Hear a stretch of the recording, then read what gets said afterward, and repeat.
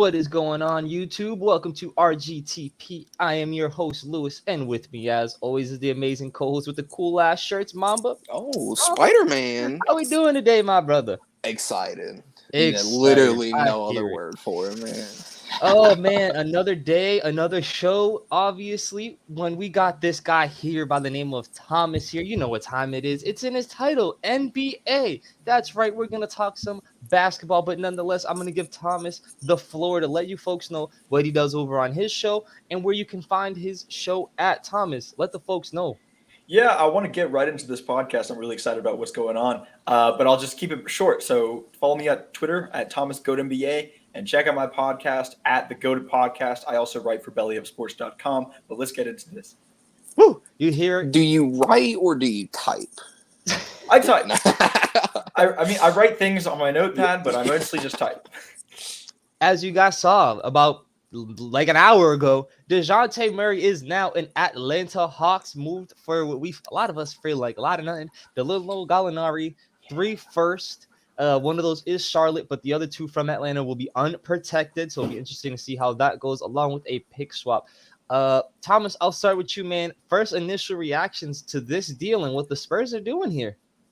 Yeah, so this trade was actually rumored. I think it broke either the day before the draft, or like the day of the draft. But in that sort of rumor, John Collins was supposed to be included in this deal, right? So the Spurs not getting John Collins in return, settling for 3 first-rounders. 2 of them are unprotected, but those are both Hawks picks, right? So if the DeJounte Murray trade pans out and the Hawks are a contender next year, then those picks are not going to be very good.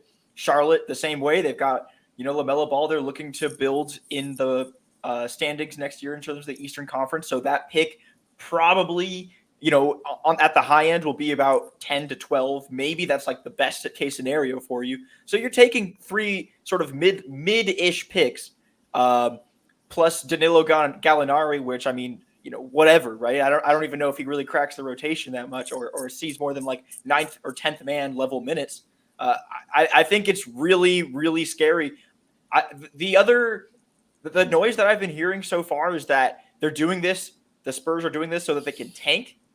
And I don't really understand why they're tanking now when they had kind of been, rebuilding these past few years and have a lot of young pieces on the – it just feels like a really weird time to trade your best player, right? A 25-year-old all-star caliber guard. Almost a triple-double. Doesn't really make a lot of sense. Exactly.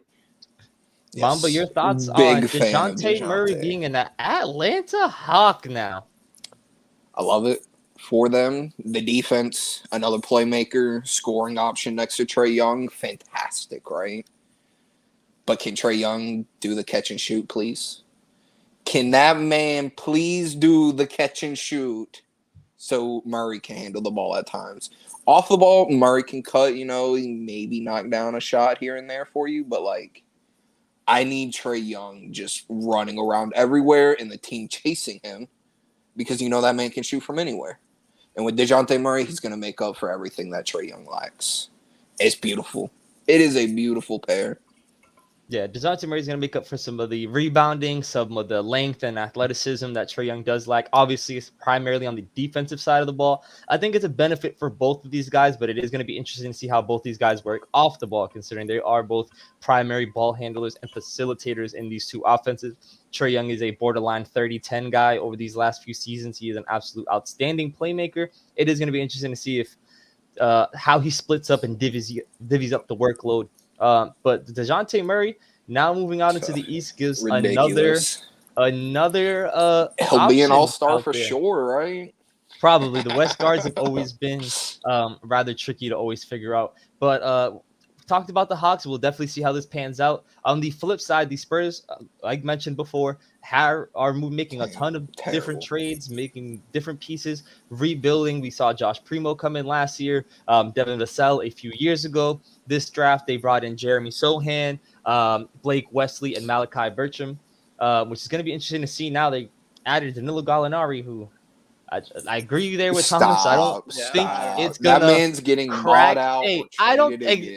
Calm down. Most likely, I don't see Danilo contributing to this team in any which way. We've seen obviously moving off Kawhi. They lost DeMar DeRozan.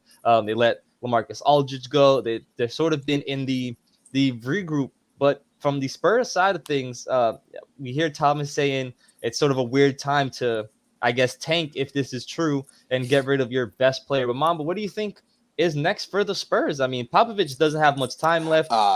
Yeah, that man, yeah. That he probably should have a couple years ago when Should have like left with with Tim Duncan. Yeah, probably left with Tim, but he's gonna go until the wheels fall off, right? They holding it on barely, right? Tricky? How it's tricky. They lost, I think, the heir apparent, Becky Hammon, to I think it was like the Las Vegas Aces. They paid her like $9 million to coach a WNBA team, which is record breaking at the time. So then I think that buys the WNBA, does it not? Yeah. Who knows? Who knows? Sorry. I know they don't get paid a lot. Yeah.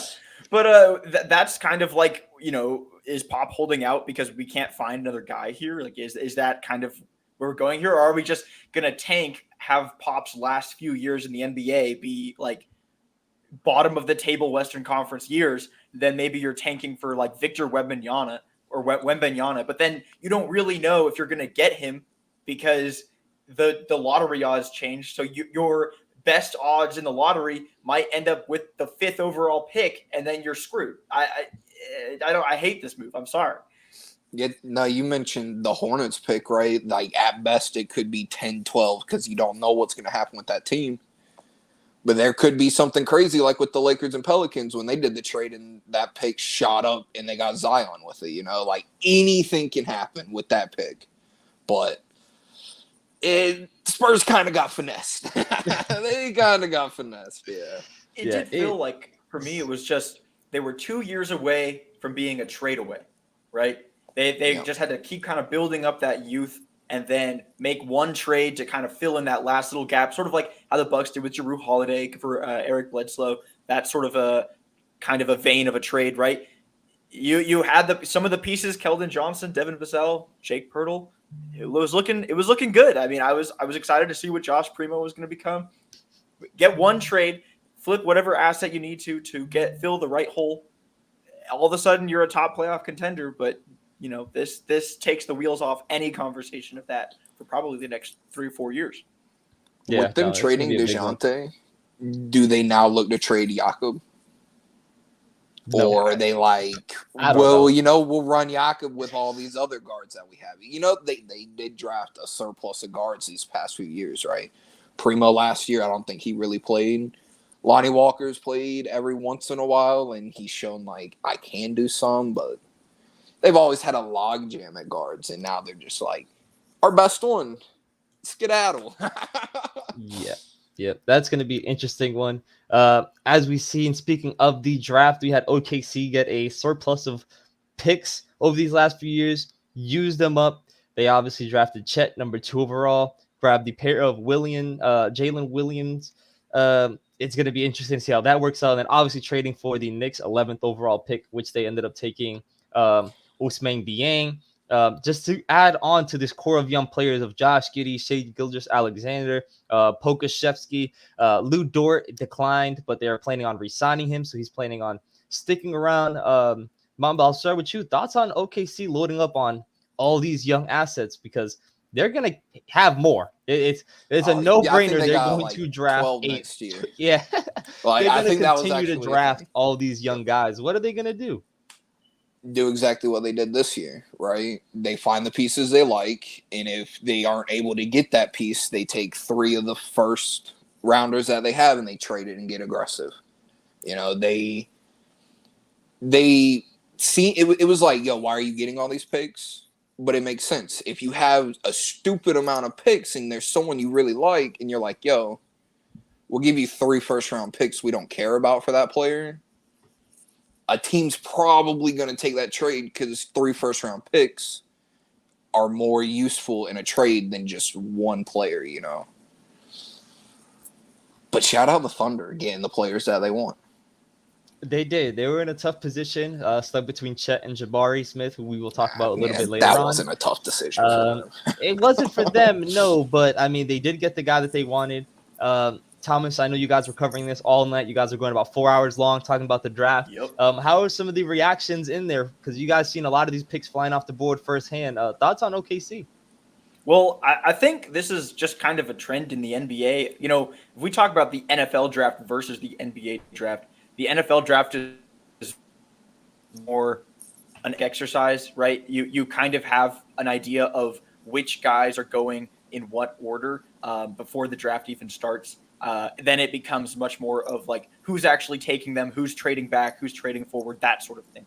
In the NBA, this philosophy is, you know, it was taken with OKC. You see it with the Memphis Grizzlies. You see it with the Spurs is another team where you just take whatever guys on the top of your board wherever your pick lands. And we saw that. I mean, the Chet Holmgren thing, right? I think OKC was dead set on Chet Holmgren before the draft, no matter what. They saw Jabari fall, but they didn't flinch, and they still went Chet, right? Whether or not you think that's the right move, that's still the philosophy that they take. And the OKC draft class in general really reflects that. The Jalen Williams going that early, I was not expecting that. That was a surprise. But they clearly believed in him. And Ousmane Dieng going that early, I thought he was going to go kind of in that 20 range. He didn't, but if that's what they graded him, obviously, I saw the tape, I looked at the highlights, and he looked like a really promising young player. So, hopefully that's what he turns into for them, and he kind of rectifies that. But I think as the draft class as a whole, one of the biggest things was Memphis, which is a historically very good drafting team, taking David Roddy at 24, I think. And that was insane. I couldn't even – I thought it was a typo when I was looking at his height and weight, 260, 6'5". And I was like, yeah, power forward. I was like, is this a typo, Brad? Are we sure here? But, that's the guy that they wanted, and they took him. They could have probably had him in the second round if they wanted to, but they decided not to trade back, and that's just kind of how NBA teams are clearly approaching the NBA draft nowadays. Yeah, you talk about trading back real quick. Good job not, like, how a team will try to make another team believe they're going after a player. Yep. It's good that they never once thought maybe the Magic do take Chet, so we have to trade up and use more picks than we would want to, So they stayed at the spot, didn't have to give anything away until they wanted to, and got everyone they wanted. How is that a loss in the draft, I think there might have been a little bit of insider trading in terms of Paolo going 1. I don't know if you guys were looking at the odds. They were like 1,600 the day before the draft of Paolo going 1. And then right before the draft, they flew up to like plus 400 or something like that. And I was just like, yeah, I don't know about that. Seems a little fishy. And then Paolo actually going 1. I don't know. But yeah, I do see what you're saying there, Mamba. So, Thomas, thoughts on OKC now as a whole? We kind of see what they're going to be rolling out next season. Most likely won't be drafting at number 2. At least they would hope not after everything they do. What is the OKC ceiling here in a very tough West? Well, they're probably not going to make the play-in. I wouldn't say that they're looking to be a contender even for the next 2-3 years. I don't know how much Chet really impacts winning right now, because the idea of taking Chet is you take Chet and then you gain him the weight, right? Look, man, I'm not an athlete in terms of NBA level, but I played college sports. I was told to gain about 25 pounds. That takes a lot of work. That takes a lot of time. It's not as easy as, he'll just do it. It takes a lot of commitment, and Chet has to actually buy in to the program in order to do that. And that takes a lot. It takes a lot of eating and a lot of calories. I mean, I'll tell you right now, I was eating at one point I had to gain 30 pounds for college rugby at San Jose State. And I was told to eat 4,000 calories a day. And when I was eating 4,000 calories a day, I felt like I was going to pass out, right? That stuff hurts, man. And in order to do that, Chet is going to probably experience something similar to that. So there's a little bit more of a few more bumps in the road I see going forward than I think we're just assuming that he's going to gain this weight. I don't know. But on the other side, it's like eventually, he'll turn into something, whether he or not he actually gains the weight to play the 5, he'll probably still play the 4 or, something like that. And he's still an amazing shooter. So there's also that. Mamba, thoughts on OKC ceiling, or are we just spiraling into more top 10 Ceiling. pick scenarios? Top 10 pick. I mean, if they get lucky in the lottery, right? They are not there yet. They have 3 pieces that are for sure going to stay on the team: Shea, Giddey, Chet. Everyone else is a question mark. Their wings, they're young. The team's young in general, but they really don't have anybody to take them to that next level. Like Chris Paul got there. Everyone was like, oh, this team's garbage. But Chris Paul showed that his veteran leadership, and he was still a baller. Yeah, still a baller. Was able to get him to the playoffs. When he left, look what happened, right? Like, still had a good amount of the players, but there wasn't the same team. And they just added a rookie.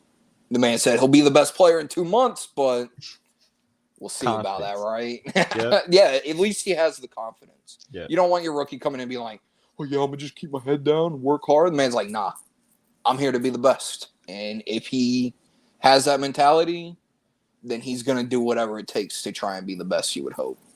Yeah, no, I agree. I can't wait to see sort of how it turns out. At OKC, they're going to run the Slim Towers. They're already been embracing it. It's going to be funny to see What how a that name. goes. It's going to be cool. It's going to be entertaining. I think we're going to get some more highlights out of OKC due to the fact that everyone does think that because Chet's there, he's not going to have a spotlight on him. I think it's going to be the opposite. Honestly, I think he is going to be looked at a little bit more intensely. Just because they're going to have a boatload of young picks. And at any given point in time, if they land number 1, right, buddy boy, you're up out of there. You're not the face of the, you're not the face of the team anymore. So it's going to be interesting to see how those picks play out. But moving onward, Mamba, I want to highlight your team just a little bit. Your Los Angeles Clippers are making a little bit of noise, re-signing Zubac and bringing in John Wall coming out of free agency, which is going to be very interesting. Obviously, you have to see the health of Kawhi Leonard and Paul George coming in. But Mamba, how are you feeling early on? You guys had also made some trades to land Norman Powell and Robert Covington over the last season. What are your thoughts overall on the whole of the Clippers trying to make a run at a top 4 seed in the East?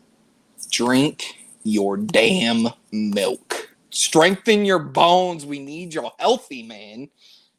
I think that's it. They just need to stay healthy, right? Like, you look at that team, our backup center is who? Isaiah Hartenstein, I think. Not even. He's a free agent, all right? Like, we got Zubac. We don't really have a backup big, but we have the wings. We have defenders. We have offense. We have John Wall, who we ain't got to pay $40 million to, right? Like, the team as a whole, on paper, I love it. I'm just waiting for the disappointment for it, honestly. Every year I get my hopes up, even when I say I'm not. But what can you do when it's your team, right? Yeah. I hope they'd have a great year. I hear it. Thomas, I want to say championship. But thoughts on the reconstructed Clippers over honestly this last decade? We went through the Lob City era, and when we got two of the best wings back to back, and now we're here. And they're sort of relying on, as Mama said, some injury-prone players to take them to the promised land. Right now, I'm working on my article. My next release is going to be talking about how the Clippers are moving into the contender category with this move. Okay, so not too much spoilers. Not too many spoilers. Not too many spoilers. Here's the deal. John Wall was not injured last season. He just did not play. Right? Yep. He played 40 games in 2020-21 season. He averaged 20.6 points and 6.9 assists. He shot 31% from 3. That's still like if you could just get that from your point guard, that's an upgrade from Reggie Jackson. That's exactly what you need, right? You're just getting a real point guard. Like, yep. I see this as an absolute win for them. And I mean, the idea that they're the banged up Clippers, right? Paul George is injured, Kawhi Leonard is injured, but John Wall, hopefully he's not made of glass and he was just worn down in terms of, his other injury history. And now he's past that because he had a year to rehab, but basically not asked to play NBA basketball and collect $40 million checks. Hopefully he was investing some of that money back into his body. And we'll see how that goes from there. But I think this is an absolute win. And when you look at the rest of the roster, it's extremely deep. I know Mamba said that they might not have a backup center. I think they're just going to play 5 out and put Robert Covington or Marcus Morris at the Okay. 5. See what's going on there in bench rotation minutes. I love Ivica Zubac just playing center 25, 26 minutes a game. That seems like an absolute win. Just $11 million per year. That seems like basically perfect. He averaged career highs in points, rebounds, assists, steals, and blocks last year. Just saying. There we go. You heard Hype it. Make him sure, up, bro. make sure to Hype tune him in for up. Thomas's article, guys. Make sure to tune in. We're gonna move on for the Clippers. No more spoilers. I want to get to some more of these Winning draft the guys. I'm championship going is what I to. just heard. I'm gonna throw out 3 guys that had recently just got drafted. Thomas, and I'm gonna start with you first. And just sort of how they fit into the future and the culture of these teams. Number 1 overall pick, Paolo Banchero going to Orlando. Obviously, Jabari Smith sliding down over to Houston. And then a guy that me and Mamba were rather high on coming into the draft, Keegan Murray going to the Kings. Wait, so which one am I breaking down first? All 3 of them, Okay. whichever one you want to start with. Okay. Keegan Murray, I don't know. I like the fit. I think the Kings make the mistake every year of drafting for fit over, they're always getting a high lottery pick, right? And every year they pick for a fit with their other high lottery picks that they've always lost with. And then they go for, I don't know. I think the pick was Shaden Sharp or Jaden Ivey. I just don't like picking the guy with the lowest floor that was on the board, sort of in the same range. Like I like the pick. Maybe you trade down. Obviously, I just talked about how that's not really a thing that these teams do anymore. I just disagree. Paolo going 1, I don't know. I see it. I like his finishing at the rim. I guess they just decide that's what they wanted. Jabari slipping. I think the bigger part is not necessarily what we liked about Paolo as much as what, I think there were a few misconceptions about what Jabari ultimately was. And that is like people were talking about Jabari as if he's the next Kevin Durant, as if he's some sort of Jason Tatum. Jabari Parker is not the best handler of the ball. He's not the best inside finisher in the world. Though he's a great shooter, he can do a lot of things on offense, and his length is very, very valuable on defense. That's why he's a top prospect. But if a Jason Tatum or a Kevin Durant are in this draft, I'm talking about their coming out of college versions, but prospect versions, those 2 players are going over Paolo or Jabari Parker. So or Jabari Smith, I'm sorry. But yes, but that just doesn't make a lot of sense. I mean, I understand why the Orlando Magic would just rather go with a safer bet in Paolo, hoping that, he's still a unique prospect and just kind of hoping that he just refines his offensive game a little bit more and, they can figure it out from there. Mamba, thoughts on these 3 prospects that went in the top 4? Paolo going number 1. Like when we first started talking about the drafts, we did that show, and I had said like it wouldn't surprise me if Jabari went 1. I didn't know that a lot of people really liked the upside that Banchero gave as being a number 1 scorer in the league. They were talking about how his offense, he's not dunk all over you, but he scores. Like mid-range, he can shoot a little bit. He can do it all on offense, and that's really what the Magic are missing, right? They got Cole Anthony solid. Suggs top pick last year, like we just named him down, but they might lose Mo Bamba. From what I was seeing, they might lose him, so he fits well at that 4 spot for him. They haven't had Isaac there for a minute, but Isaac comes back. Great compliment to Banchero's offense with Jonathan Isaac's defense, Jabari Smith. I hope that man comes in and becomes the best 3-and-D player because that's like all I heard of this man. He shoots well and he plays defense, right? I watched a little bit of him. Pretty nice. Maybe he could have went 1, but it's not who they wanted. And Keegan Murray, it was the right pick at the wrong spot. That's really the best way to say it, right? Like they showed the graphic. Whoever the Kings pick, the next player is a Hall of Famer, pretty much. Right? Like that's how it goes. However, I think it's different. I think Keegan Murray coming in, he is just going to gel perfectly next to De'Aaron and Sabonis while being mentored maybe a little bit. Mentor is a strong word. We've had our conversations on that. But if he can just learn a little bit from Harrison Barnes, Great fit for Keegan Murray with the Kings. Yeah, I think Murray is going to be an interesting fit. I personally do like him. I think he's going to fit perfectly on the wing, obviously, with De'Aaron Fox running the offense, keeping Mitchell also in the backcourt as a sort of two-way playmaker. And then obviously the Sabonis trade. We're still waiting to see how this is going to pan out over the next few seasons. But I think Murray's going to slot in perfectly there.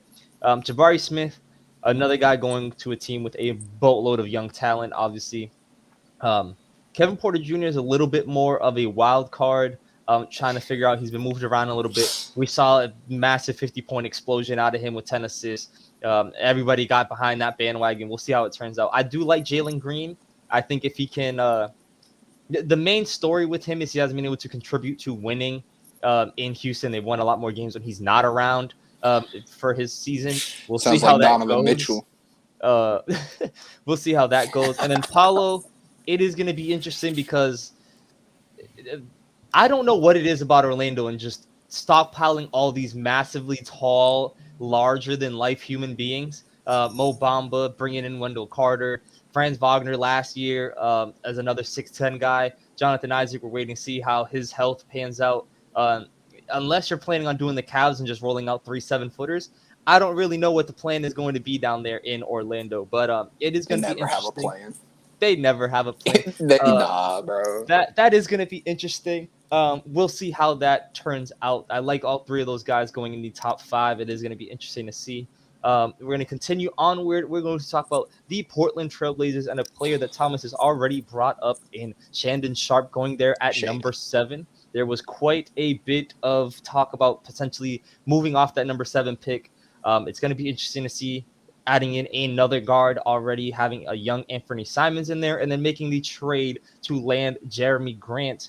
For me, this is probably the best offseason Portland has had over the last 2 seasons. Trying to bring in all these different pieces of Larry Nance, Kevin and Tony Durant. Snell, and all these other different pieces when Damian Lillard is just flat out been like, I want to win. And then they kind of give him, a bag of chips and a Diet Coke. But I mean, I think now is at least 2 key pieces that are going to be able to help Damian Lillard in some way. So I'll start with you, Thomas. How are you feeling about Shandon Sharp? We didn't really see him play. Didn't see him play at all. He was sort of like on the practice squad, so to speak. How is this going to pan out for Portland going forward? Hey, first of all, I'm a big Diet Coke fan. I don't want to take this Diet Coke slander here, but I don't know if I see a scenario where Shaedon Sharp is the best player in this draft. We're looking back 5 years from now, right? That's really the potential he has, and so bringing him in here, I don't really buy. Get a better scouting department if you're so scared that Shaedon Sharp didn't play in college. I don't really get it. We've seen guys walk from high school to the NBA before and been completely fine. We've also seen them not be completely fine, but he spent time around professionals at Kentucky, right? Or Kentucky, right? I'm not tripping there. Yes, Kentucky. Yeah. Okay. Just making sure. But he spent some time there. I understand he kind of ripped them off in terms of his commitment, but I don't have an issue with him going. I thought he should got a lot higher. I was a fan of him going to the Kings. That's where I mocked him. I was surprised when Maturin went over him as well. I thought that was definitely kind of a reach by the Pacers. And Shaedon Sharp he's just a more dynamic player. You put him at the 3 or the 2. But I like that a lot better. And just his athleticism, the upside is higher than he could. I mean, if he played in college, I think he could have been a top 3 guy or up there with Paolo and Chet and Jabari as well. Thoughts on Jeremy Grant? Dude, I mean, now they're going to have a defense finally? Like, is this what's going on? No, they are not. Him alongside Yusuf Nurkic is going to be interesting. I don't know if that makes you a great defensive team, but maybe they move Nurkic as well. Maybe they're not done in the offseason here and they can just kind of, figure things out. The other thing is, Dame's health, but they're not going to be playing 2 guards that are 6'3". So in Dame and CJ McCollum next year. So that's going to be something that immediately boosts their. Did you just unintentionally call that man shit? Which one? CJ? McCollum? Nah.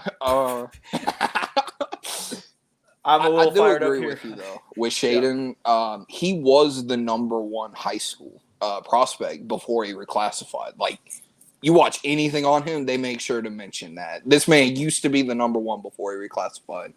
Obviously, we've seen number ones do great and number ones not do great. You know, it's a toss-up. But if the kid comes in and he just wants to work, improve, be better than the person next to him who is Damian Lillard, that's a great pick. A little unknown because he didn't play, but every player who gets drafted to an extent is an unknown. And don't disrespect Benedict, man. He's going to do great next to Tyrese. I'm sure he'll be fine. I wasn't trying to slander him, man. I'm just saying, I think Shane's like by far the better prospect. Yeah. Higher ceiling. Oh, 100%. Than Benedict. Yep. Yeah. I can see that. Hey, I hear it. I love it. I'm all for it. I'm excited. He is definitely the prospect that a lot of people I feel like Cam Reddish was, where he sort of was the unknown of the group. And when you look back at the draft, all those guys that were drafted with Cam Reddish said he was going to be the best. We're still waiting to see how that pans out. I think Shaedon Sharpe play the man, definitely. Tom. Listen, Tom Thibodeau is. We're gonna get to the Knicks. Don't worry, we're gonna get to the motherfucking Knicks. Yeah, trust me. You want me to get in my garbage can?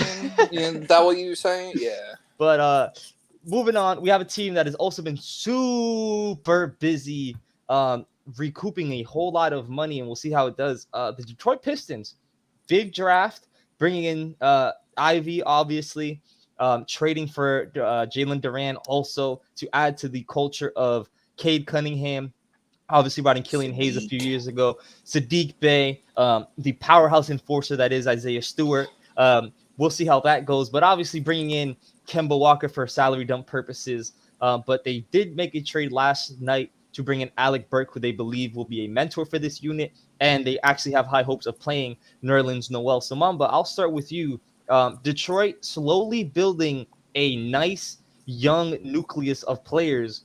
Really trusting the process in their own way. Don't say that. Hey, the process hasn't panned out, but it is. They're trying. But this is a different process out there in Detroit, with a lot of young, athletic, honestly, really exciting players. Yeah, this team. I don't want to say that they'll be playing in the play-ins, but like, I honestly would not be shocked. Honestly. The way Cade just played fantastic after his first week in the NBA, right? Man, pushed to be Rookie of the Year. Obviously, Scotty and Mobley were like, yeah, we were a little more consistent for a little bit longer than you, Scoot. But if done correctly, will be at the top of the Eastern Conference in no time. That's just how well Cade played last year. Sadiq had 1, 2, maybe 3 50-point games. So there was like a week, a month where he was just insane, right? I remember picking him up for my fantasy team, and he was someone I would not drop because that's how well Sadiq Bey was playing for him. Isaiah Stewart, man, fought LeBron. What else can you say? Pistons are going to be great. They're fighting LeBron. They don't care who you are. Bad boys are back eventually. Thomas, thoughts on the Detroit Pistons and this young nucleus going forward?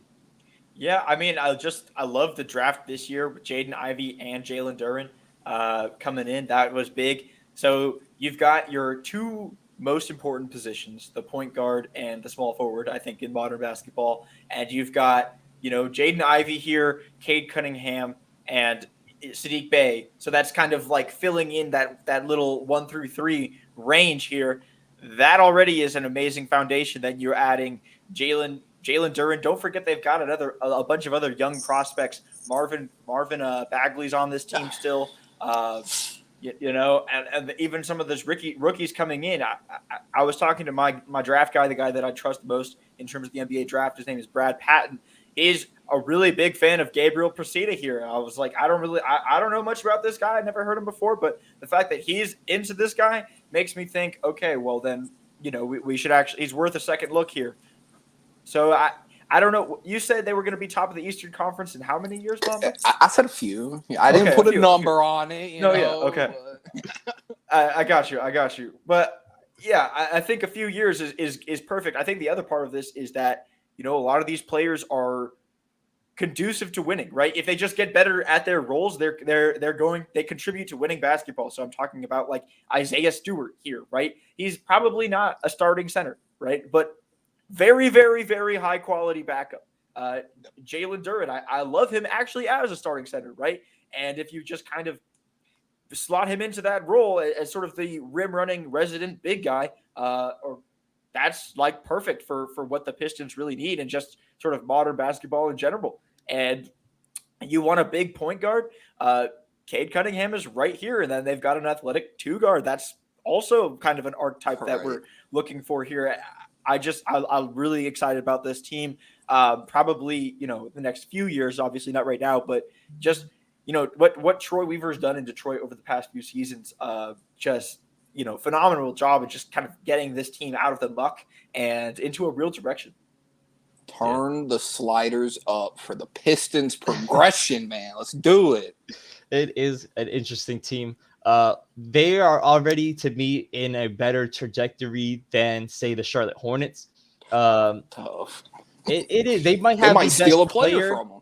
They might have the best player in LaMelo of between the two teams, but everything else, like Thomas mentioned, that Troy Weaver has done has been outstanding in building a culture and potentially building a future contender down the line in a few years when we start seeing the way some of these guys shape up. I don't think a lot of people saw John Morant having sort of the explosion that he's had over the past few seasons. So it's definitely something to be on the lookout. A lot of these guys can shock us coming out of the draft and develop very fast. I'm looking at a guy like Donovan Mitchell, who was down on the lottery at, I think, either 13 or 14, and the Jazz, and immediately exploded, leading this team and being an all-star caliber player.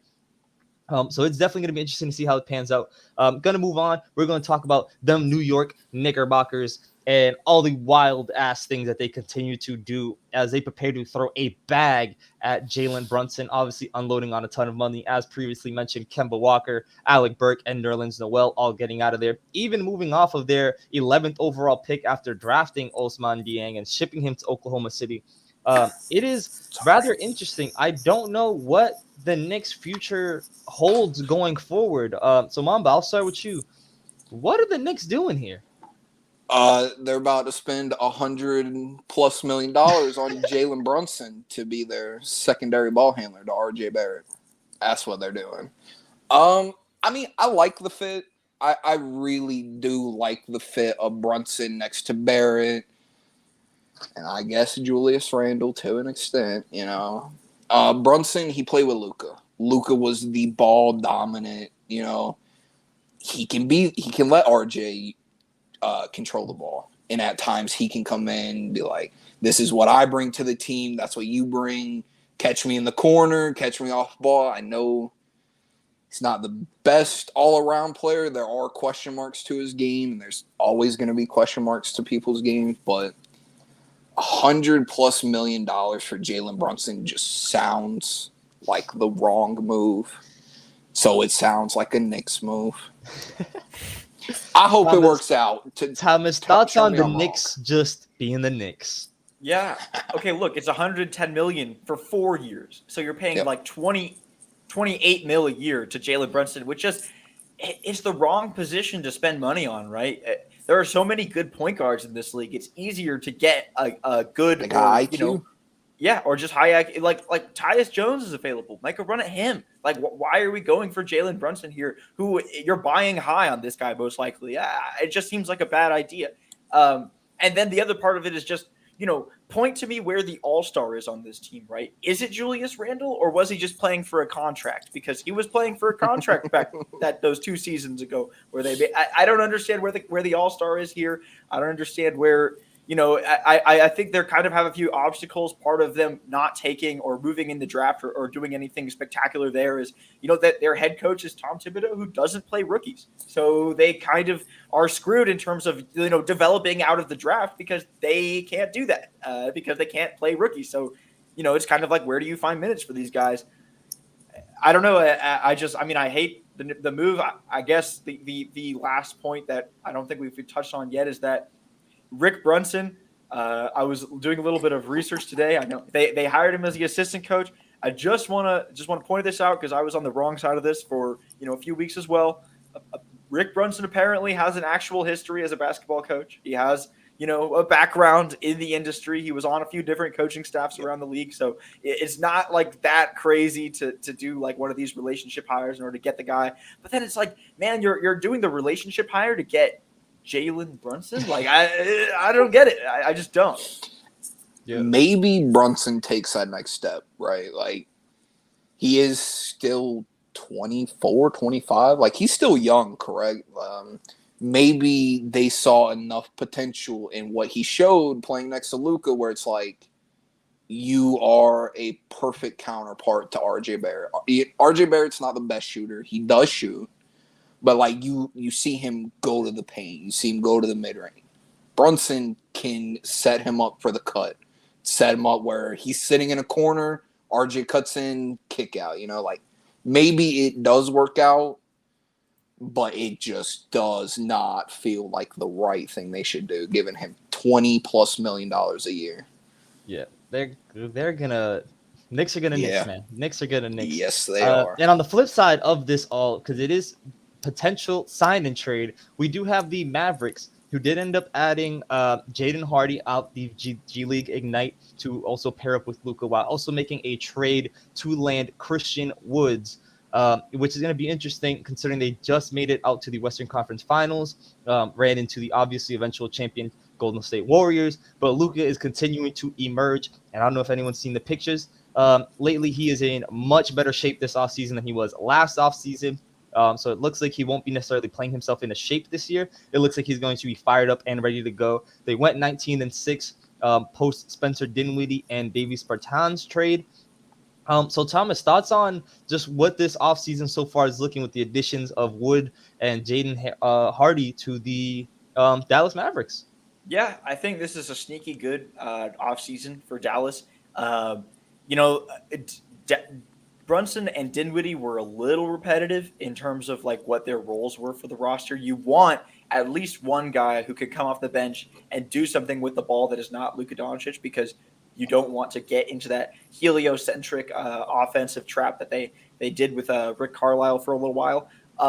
I am quite concerned about how they're going to play defense with Christian Wood starting at the 5. Maybe they play him at the 4 or something like that. But last time I checked, that man simply does not play defense. So it's kind of weird. And then it's like, okay, well, I don't really understand who their wing is still. But aside from Dorian Finney-Smith, who's a fine wing, right? He fills all of the things you need him to do in being a long person that can also shoot the 3-point.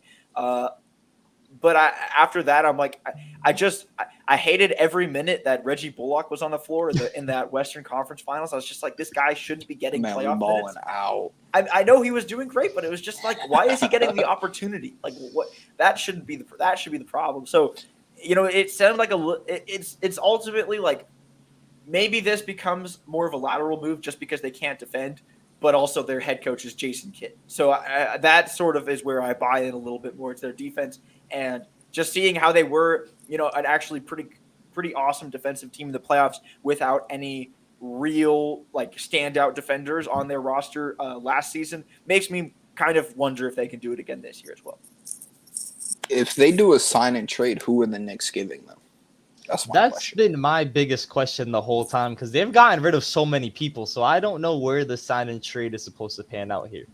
If they can somehow land Cam Reddish in this, Mitchell Robinson just got a 4-year, $60 million. And if you want to talk about a man coming in and play defense for you at the big spot, Mitchell Robinson, right?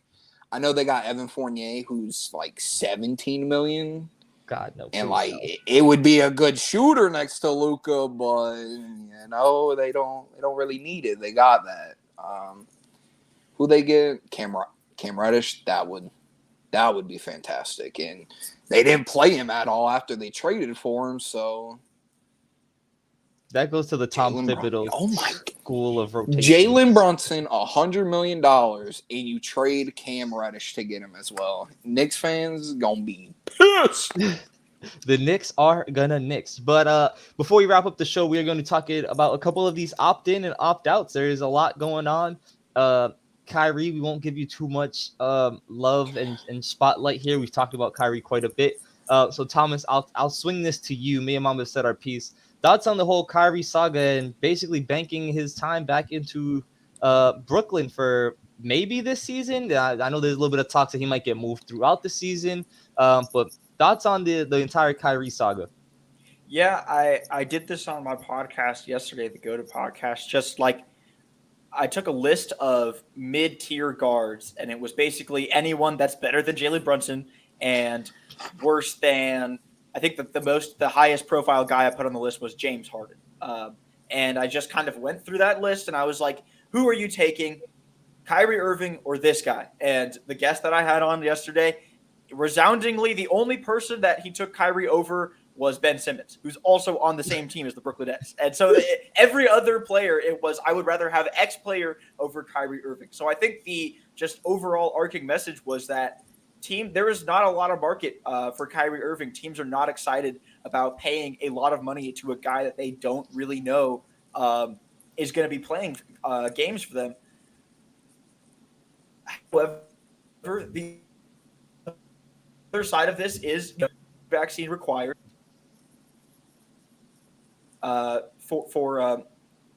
Sorry, I think we're lagging out here. No one is no longer required to have a COVID vaccine in order to play games, and Kyrie is playing for a contract next year. So those two factors make me think he's going to be playing in a lot of games. So I wonder if 36 mil for Kyrie, you might get 60, 65 games out of him, and that's going to make a big difference for the Brooklyn Nets next year. Yeah, no, I hear it. I do, Mom. But I'm gonna swing this over to you. But we're gonna talk. I want you to start with Bradley Beal. We're on different spectrums here on the Bradley Beal saga. Obviously, Bradley Beal is reported he wants to play for a winner, and that hasn't been the case for most of his career in Washington. Now they've made a trade, landing Will Barton.